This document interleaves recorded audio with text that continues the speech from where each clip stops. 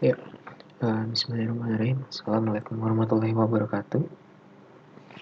Perkenalkan, nama saya Muhammad Hafiz Al-Farizi, angkatan 2017, NPM 22, mahasiswa Teknik Informatika Unpad. Pada kesempatan kali ini, saya akan menjelaskan mengenai jaringan ad hoc, nomadik, dan jaringan ubiquitous. Oke, kita lanjut saja. Ya, yang pertama ada jaringan ad hoc.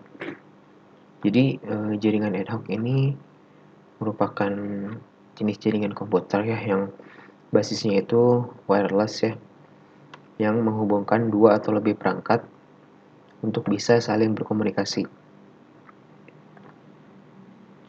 Seperti menghubungkan dua perangkat seperti laptop untuk memindahkan data dan perangkat lainnya. Nah, jaringan ad hoc ini karakteristiknya ini memiliki sekumpulan node-node yang terhubung satu sama lain secara langsung tanpa melibatkan perantara. Jadi jaringan ad hoc ini nggak butuh akses point gitu ya. Jadi langsung antar perantaranya gitu. Nah, node-node pada jaringan ad hoc ini memiliki sifat dinamis. Nah, makanya jaringan ad hoc ini nggak hanya bisa mengirim dan menerima informasi aja, tapi bisa juga dimanfaatkan sebagai router gitu. Seperti itu. Ini beberapa karakteristik dari jaringan ad hoc. Yang pertama ini ada limited resource. Karena ad hoc ini jaringan wireless ya, maka jaringannya pun dibatasi dengan daya ya dan kapasitas memorinya, jadi terbatas. Nah, yang kedua itu ada dynamic topology. Ya, seperti sebelumnya ya, di pengertian bahwa jaringan ad hoc ini dinamis ya, bersifat dinamis. Maka dari itu, routing protokolnya ini memiliki masalah yang lebih kompleks daripada jaringan kabel yang lainnya. Jaringan kabel yang node-nya itu tetap itu. Kemudian yang ketiga, node-node pada jaringan ad hoc ini memiliki sifat mobility, sehingga beberapa interface yang terhubung dengan node lainnya. Kemudian selanjutnya ada jenis-jenis dari jaringan ad hoc. Yang pertama itu OneNet. OneNet ini kepanjangan dari Wireless Ad Hoc Network, di mana di dalam jaringan nirkabel pada komputer dan laptop.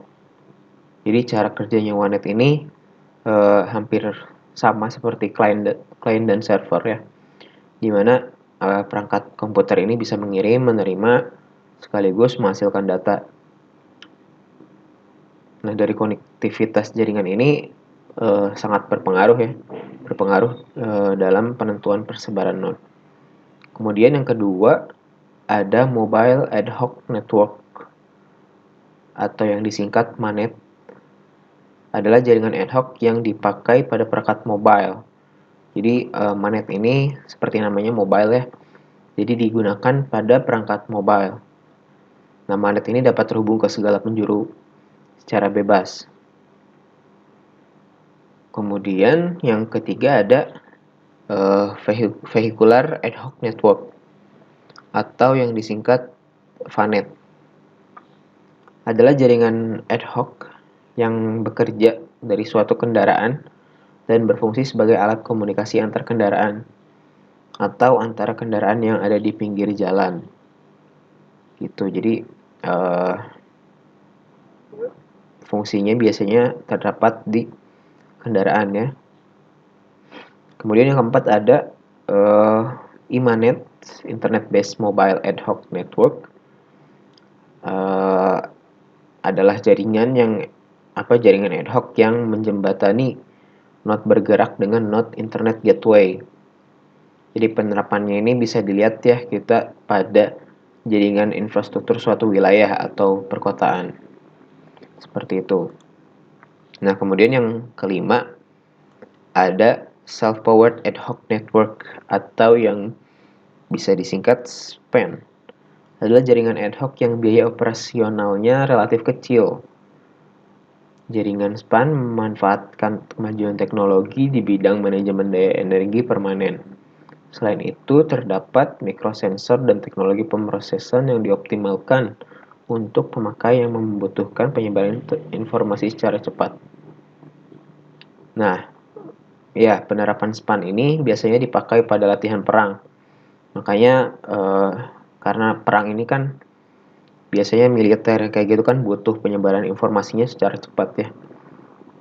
Nah, yang biasanya yang digunakan ini self-powered ad hoc network. Gitu. Jadi yang keenam, jaringan militer tactical manets. Nah, ini jaringan ini juga sama dipakai untuk keperluan militer ya, sama seperti SPAN. Untuk mengetahui lokasi tiap-tiap tentara. Jaringan manets fokus pada keamanan, jangkauan, dan integritas jaringan dengan sistem yang sudah ada pada bidang militer. Jadi bedanya kalau misalkan SPAN itu dikhususkan untuk apa? Karena memiliki mikrosensor dan teknologi pemrosesan ya, dikhususkan untuk penyebaran informasi yang cepat gitu ya. Nah, kalau jaringan tactical manet ini difokuskan untuk lebih ke keamanan, jangkauan, dan integrasi dari jaringannya. Kemudian yang ketujuh ada smartphone ad hoc network, SPANS, yaitu jaringan ad hoc yang menggunakan Bluetooth ya dan Wi-Fi dalam membangun jaringan peer-to-peer. Jaringan ini tidak bergantung pada operator seluler. Jadi biasanya kalau misalkan peer-to-peer kayak misalkan penggunaan Bluetooth kita ngirim file dari satu HP ke HP lainnya, ini merupakan SPANS ya, termasuk SPANS. Kemudian share it juga termasuk SPANS karena menggunakan Wi-Fi juga dan peer-to-peer gitu. Oke, selanjutnya ada jaringan nomadik ya. Nah, ini pengertian dan karakteristik dari jaringan nomadik. Nomadik itu nomaden ya, teman-teman. Nomaden itu berarti berpindah tempat, mobile computing network. Jadi merupakan jaringan tanpa kabel, nirkabel yang digunakan oleh user. Namun tetap bisa digunakan walaupun user berpindah tempat atau lokasi. Makanya disebut jaringan nomadik.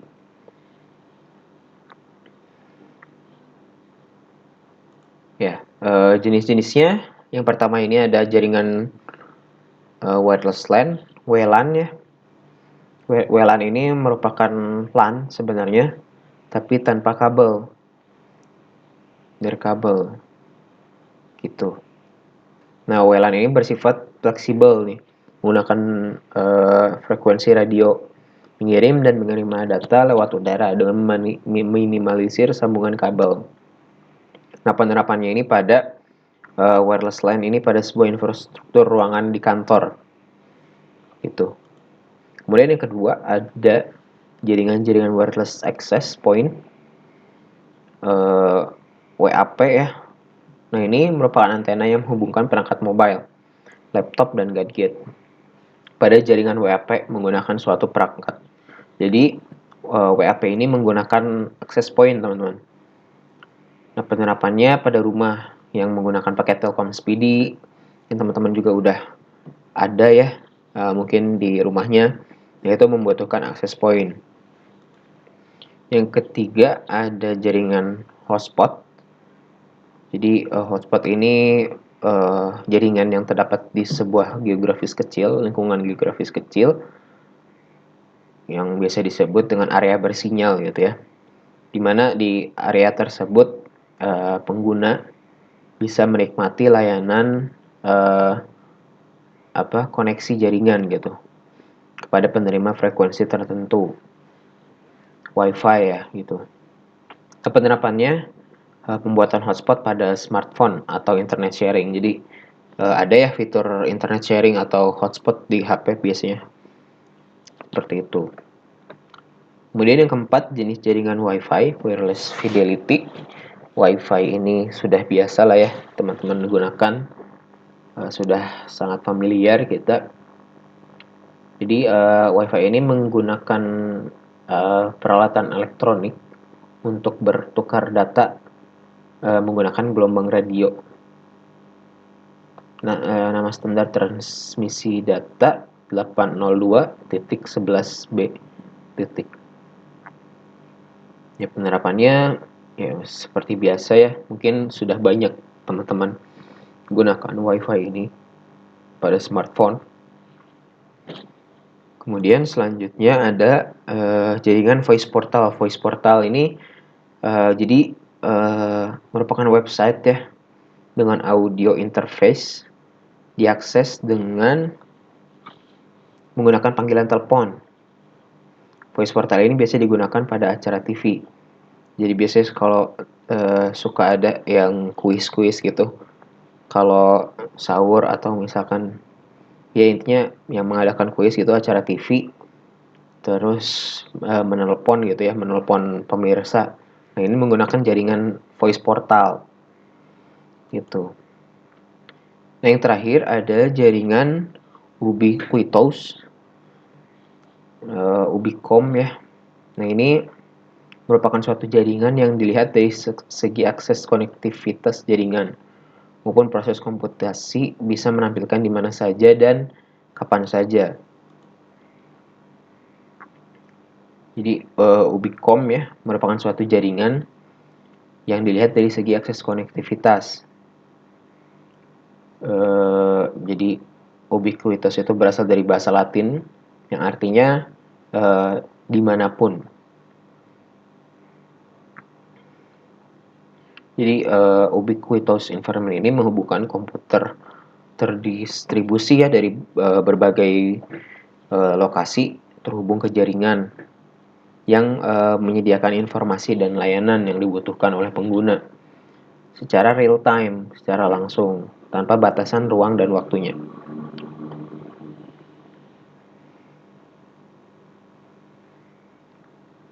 Kemudian karakteristik dari ubiquitous ini dari Buxton 1995 menyatakan bahwa ubiquitous computing punya karakteristik utama ya. Yang pertama itu ubiquity. Ubiquity itu jadi interaksinya tidak berjalan ya oleh suatu saluran melalui satu workstation gitu. Makanya akses ke komputer atau ke jaringan bisa dilakukan di mana saja gitu, sesuai namanya ubiquitous yang berasal dari kata Latin ya.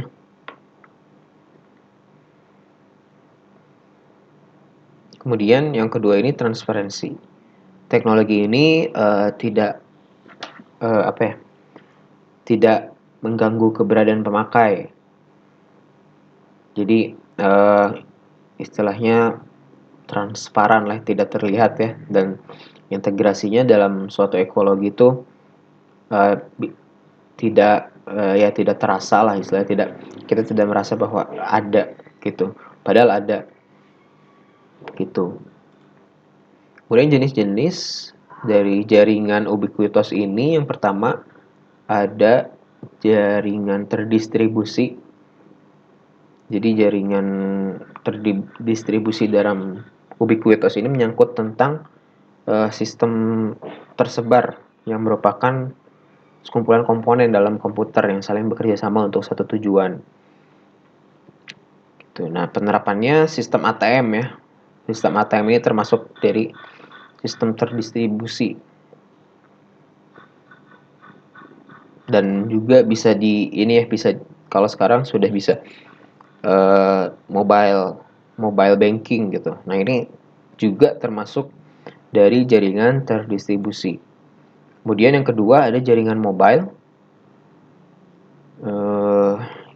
Sesuai namanya ya, bisa dilakukan di mana saja, kapan saja. Perpindahan tempat dan lokasi dalam mengakses jaringan ini nggak terbatas karena bersifat mobility gitu.